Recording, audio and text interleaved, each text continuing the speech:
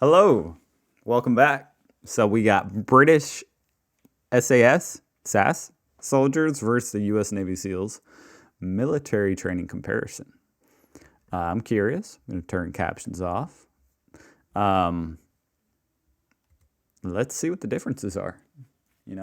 I'll see if my expertise on the Navy SEALs. No, I'm not really sure. I don't even know the Navy SEALs training, to be honest, but I'm interested to find out.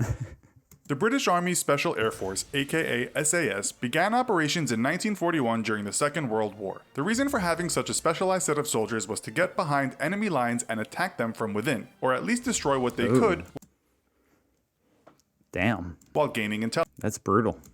It still takes part in operations that involve the United Kingdom, but as it's very much a covert special forces unit, much of what the SAS does is a secret. The Navy SEALs, Sea, Air, and Land Team, was formed much later when President John F. Kennedy established them in 1962 as a clandestine unit which, like the SAS, would take on special missions much of the time in very hostile environments. They also act under a veil of secrecy and are sometimes referred to as America's Secret Warriors. If both these units are so secretive, then how does one get a job with them? Well, with the SAS, there is a small problem to begin with if you are a mere civilian. They won't allow you to apply. So to start with, you must already be in the British Armed Forces or be a soldier in the British Commonwealth. Another way to get in is to... That makes sense.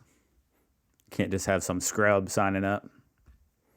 You better be freaking black belt already. Join the SAS reserves, and they do accept civilians, as long as you've passed the reserve training and worked with them at least. Which one does? Reserves, and forces, or be a soldier in the British Commonwealth. Another way to get in is to join the SAS reserves, and they do accept civilians. As long as you've passed the reserve training and worked with them at least 18 months, you can apply to work in the SAS proper. To apply for the SAS, you should be between 18 and 32 years of age, and be in 32, damn. So I could still get in. Seems kind of old. Amazing physical and mental shape. You'll be required to do at least a 3-year stretch. Women can apply, but have so far been excluded from most combat movements. To apply, I'm not 18 either. All right. 3-year stretch. Women can apply, but have so far been excluded from most combat movements. To apply, you must accept that you know the harsh demands expected of you, people have died during training, and that means signing an Army General... They've died during training? Ooh. What do they do to you? Is it like hazing in a fraternity in college? They make you drink like 50 shots of Fireball? Administrative instruction form. That's crazy. They died in training. You're basically acknowledging you are willing to go through hell. Next comes the medical, the battle fitness test, which will mean running fully kitted or squatted for 1.5 miles in 15 minutes. Apparently 10% of applicants don't even make it past this point. I wonder how much gear that is. What, like 40 pounds or something? Because that's obviously easy. It's not hard to run 1.5 miles in 15 minutes, but I guess if you're fully kitted.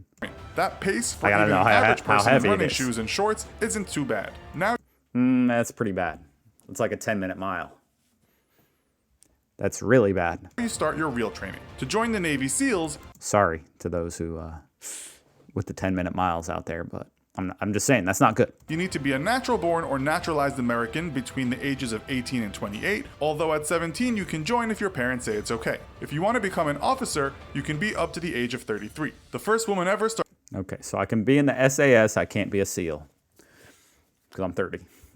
Started the training in 2017, but dropped out soon after. You'll need to have a clean record, and many background checks will be done. You'll then undergo physical and mental tests, including an eye test to make sure you have under 20/70 vision. As for what shape you must be in, well, you are going to go through hell with the SEALs, so they suggest you follow their Navy Special Warfare Physical Training Guide. This includes lots of long and short swims and runs, lots of interval training, as well as other workouts. As for other strength training, their gym workouts basically tell you... If you're trying to become a SEAL, you better be built different. You know what I'm saying? You better be already pretty built different. I don't expect you to be showing up with a 10-minute mile like, all right, it's my first day. What's a bench press? You'll have to be as strong as a bull as well as have all the cardio attributes. You'll be screened before you can start training, and that will mean you must show that you can run 1.5 miles in 11 minutes, but not squatted. This also comes after a 500-yard swim in 12.5 minutes, 42 push-ups, 50 sit-ups, and 6 pull-ups. Okay, so I could pass that test. Not trying to flex, but... all with a short rest in between. Once you actually start training with the SAS, the first phase lasts depends how short the rest is. 4 weeks. short rest in between. Once you actually start training with the SAS, the first phase lasts 4 weeks. This will test your endurance and ability to navigate through the wilderness, that being a harsh mountain range in Wales. Now this I would fail. In 2015, a young recruit died during this exercise just half a kilometer from the end. He died at the part nicknamed VW Valley, standing for Voluntary Withdrawal Valley. 2 other soldiers died that day too, leading to an inquest into the treatment of soldiers. Some of the activities in the mountains included a 15-mile hike to start with. Those that can get through that then have to do a 40-mile hike carrying a 55-pound backpack, a rifle, plus their food and water. They are not allowed to use any established trails, but they do have a map and a compass. After that, they can rest a bit and start the weapons training phase, as well as do parachute training. After that, there is 6 weeks of jungle training, usually in the rainforests of Belize, Borneo, or Brunei. The last phase is called escape and evasion, which will mean being forced into some horrible survival scenarios, as well as learning how to handle being interrogated. This will include humiliations and other psychological harassment, as well as That's crazy. That's crazy. being blindfolded, deprived of sleep, given nothing to eat or drink, being put in stress positions, imprisoned in Because it's like, how many of them actually end up getting interrogated? You know what I'm saying? In the real world. Like 1 out of 1,000? Less? Like a lot less? I don't know. a small cage and having to listen to loud noises all the time. SAS tough guy turned novelist said physical injuries finish a lot of people off during training, but you need a lot of strength of will to get through the psychological stuff. In 2016, And at this point, I feel like, all the countries have hacked each other's databases. What's the point of interrogating just a simple soldier? I mean, he's a Navy SEAL. But still, I don't know. Maybe they know stuff. the Washington Times reported that 1 Navy SEAL died in 3 out of the last 4 training classes. One was a drowning, another a suicide, and another a car crash after drinking heavily. Well, I think I only count the drowning. The suicide's sad. The drunk car crash, that's just ridiculous. I don't count that. So 2 died. Wow. The Post states that the 6-month training will include a 7-day stretch of little sleep, self-induced hypothermia, and brutal physical conditioning known as Hell Week. It's Hell Week where most recruits drop out. The training in Colorado starts with 5 weeks of pre-training in class. Get through that and you enter the realm of pain and indignity. The Navy SEALs website doesn't go into specifics, but states that you'll be tested to your limits of fatigue. This will include running through sand, swimming in oceans, sometimes in the middle of the night with your clothes on, rappelling down cliffs or buildings at speed, enduring cold and heat, getting lost and finding ways out, combat training, long distance under Hey, I escaped an escape room the other day, so water dives, weapons and explosives training, mission planning, tactics training, and more. Hell Week seems to be the worst part. that's so badass. Like, I would want to do it even though I know I would fail. Obviously, like, I don't know any of that stuff. But it just sounds like fun just to try, even though it would not be fun, and I would quit. I'm just saying. I'm not trying to be like arrogant, like, you know what I'm saying? I would quit. I'm just saying I would want to try. One soldier described it as being designed to put you through 24/7 days of no rest and continual harassment. From his class of 300, only 19 completed the training. In all, it will last 5.5 days, and you'll 300, only 19 completed the training. 19 out of 300. It will last 5.5 days, and you'll almost continuously be pushed to your limits. You are allowed no more than about 4 hours sleep during the entire training. You'll also have to deal with integration in what's called the survival, evasion, resistance, and escape phase. Former SEAL Brandon Webb said it will involve sacks over your head, being beaten with sticks, and humiliation. It's here, he said, that some people lose their minds. At least after that, you get some classroom time. For 7 weeks, you'll also have a land warfare phase as well as parachute training. If you pass it all, you'll be given the Navy SEAL Trident, but then have to do advanced training. You better make friends with the sergeants or whatever. You know what I'm saying? When they're beating you with a stick, maybe they'd go a little easy or not hit you in the, don't hit my funny bone. I hope they like me.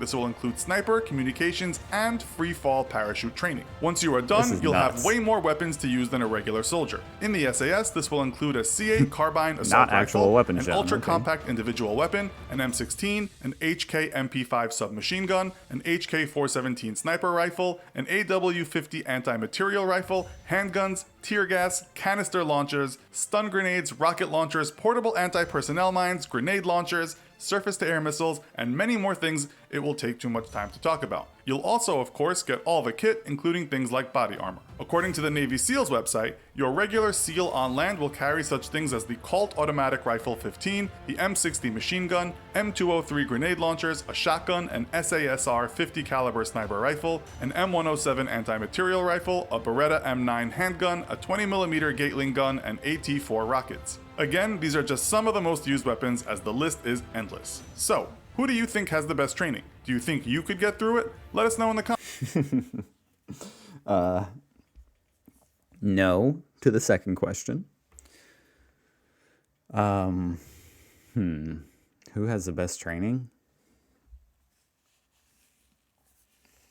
I don't know. They both sound ridiculous. I'm not going to say either one is like the best. Who am I to say who has the best training?